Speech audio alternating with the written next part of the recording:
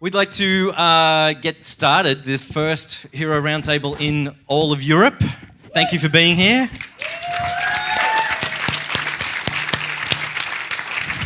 My name's Matt Langdon. I've communicated with some of you over the weeks and over the years. Very happy to have you here. The biggest part of this kind of conference is the conversations that we have. So you'll see up on the screen, well, you might not see, yes? The hashtag, so if you're on Twitter or Facebook or Instagram, use the hashtag so you can talk to each other as well as out in the hallways. We also recommend you talk to each other in the hallways. And I'm going to quickly hand over to my more than partner in crime, Natalie von Gervink, for her small welcome as well. Thank you. So I'm Natalie. Probably most of the people in the room I've talked to before. It's really nice to hear in Matt's voice that he's nervous too. I'm not alone in that. Okay. I would like to, welcome you briefly. I'll do an extended version later. Now I'd like to give the word to Burgemeester Bruls.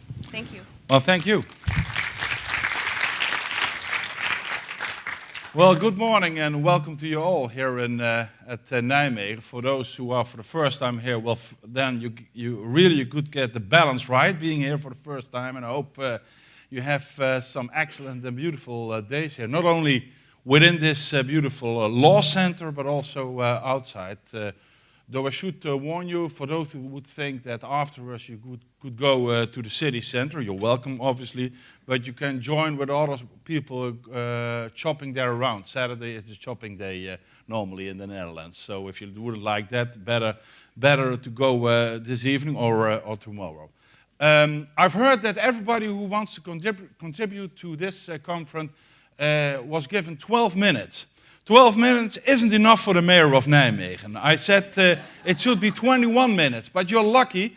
In Dutch, I'm speaking even 3 times as fast as I'm doing now, so probably I can cope with about 12 minutes. I believe that talking about heroism, about the value of heroism, is an excellent thing. And I'm very pleased and I'm very proud that this conference, for the first time, is taking place in Europe, in my town, in our town here in Nijmegen in the Netherlands. And why so? Obviously, most people, not you, but people who aren't there, the thousands who are shopping around, for example, think when they hear the word heroism, when they read about heroism, they think of, for example, about military deeds. People who, for example, liberated this city in the Second World War, American soldiers who liberated this city and gave their lives for our freedom. That's the heroism everybody knows, which the heroism often which is given a glamorous touch. In fact, it isn't glamorous at all. It's a very nasty business taking part in a war. It's a heroism which is better described as bravery.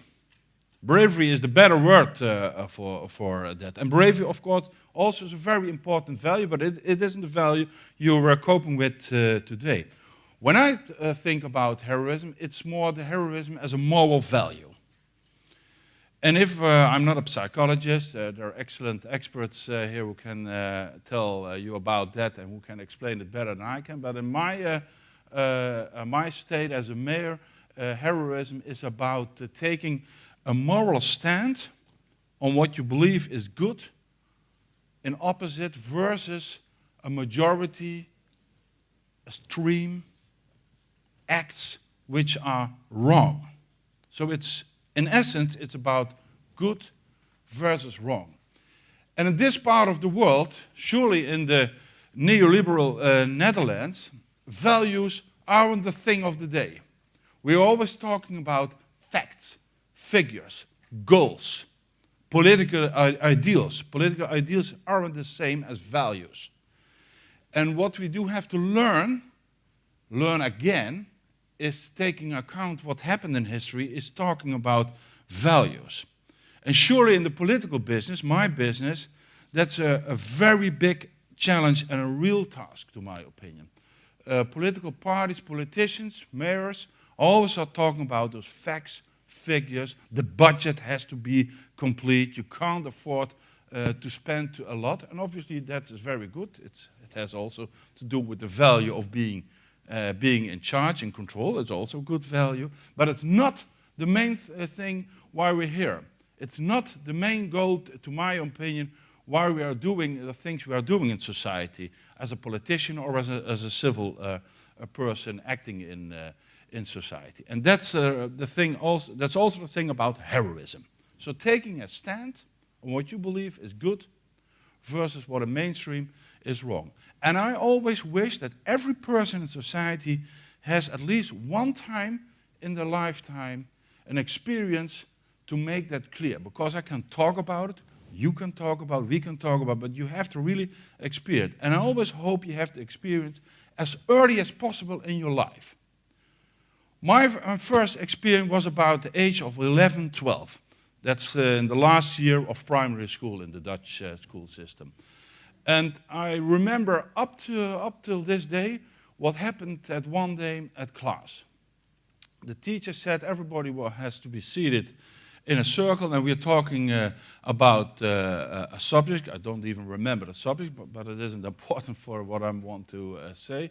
And one of my schoolmates had to advocate one opinion on the subject and the other on the other. It's a kind of debate training from an early stage. And I remember well that both were boys. The one boy was a very popular boy in the class, and the other not. So what happened was that after both had given their opinion on the subject, the teacher asked the other boys and girls in the class, well, what do you think? Which opinion do you prefer? And you can expect what happened. The majority advocated the popular boy. And I was sitting there. I was at that time, you can't believe, for those who know me, you can't believe what I'm saying now, but it's really true. I was a very silent and modest boy at the time. Yeah, it's unbelievable, it's true. I'm now 50, so 40 years later on, politics has destroyed many of my good virtues. But at that time, I was a very modest and silent boy. And I was sitting there, and something inside of me said, I don't agree.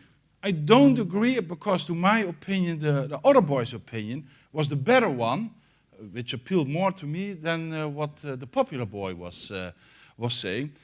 And I stood up, I really stood up. I still see myself rising, and perhaps it's even more glamorous 40 years later, but it makes a good story. But in essence, it's what happened. And I gave my opinion. I said, well, no, I think that he has, for this, all kind of arguments, has the better opinion. I don't even know who the two boys were. If they were here in the public, I wouldn't recognize them. But what matters is, it gave me a belief that sometimes you have to say what you as an autonomous individual feel you have to say and to do. And it gave me a very important push for later life on that, in later life, that you have to act always, you're always responsible for your own deeds. Obviously. Always circumstances, always majorities, which makes it quite difficult to act always according to your beliefs. But in some moments you have to act. If you really believe it isn't right what's happening here, you have to say and do what you want. And what I learned most of it is it's not the kick of doing it, but later on many people don't do that. Heroism isn't an obligation. And you aren't blamed if you are not a hero. That's a very important thing about this value. Taking one's life is a very great crime. So you won't do that. I hope you won't do that. But not being a hero isn't a crime. Being normal is normal. So heroism is still not normal. But what it learned me, it gave me a lot of respect from other pupils. But afterwards, many children, boys and girls, said, well, in reality, you were right. So many people don't act because they're very afraid for the opposition to get from the majority. But in real life, and I believe very strong in real life is not what majorities are shouting across the internet and social media. I don't believe at all in those things. Real life is what the majority of people who don't speak out, but who are very realistic if you get in dialogue with people. I believe very much in dialogue. And dialogue and heroism, in fact, to my opinion, are very much connected. A hero of the day who only believes he is the hero or she is the hero and acts solely, well, it won't work in the long term. You have to talk about deeds, or the non-deeds, if that's a good English word. I don't believe it is, but I hope you understand what I'm trying to explain. I wish you, with this short introduction, I hope it's within the 12 minutes, he's watching the time. I wish you a very good, successful, fruitful conference. A conference in which you not only have to listen to other one's experience, learn scholars, people with personal experience on heroism, but also you have a lot of time to get in dialogue with each other. Not debate, dialogue. One other thing which this society needs very much, less debate, more dialogue. And I hope you have a very good dialogue, a very good conference on a very, very important value, which often is only confined to military heroism, but which should be much more really exhilarated and get on the floor. I hope that the things you will discuss these days will not only be confined to this weekend. I'm sure it won't, and you will spread the word from here on, not only in the States, not only in Australia, not only in Netherlands, but in other parts of the world too. I wish you a good stay, and obviously I wish you a very good visit to my town. Please show around, and for all the people coming from from abroad, well, spread the word and let more people come. And we can talk about heroism, but also the other good things we like to do here. Thank you very much, and have a good day. Good luck.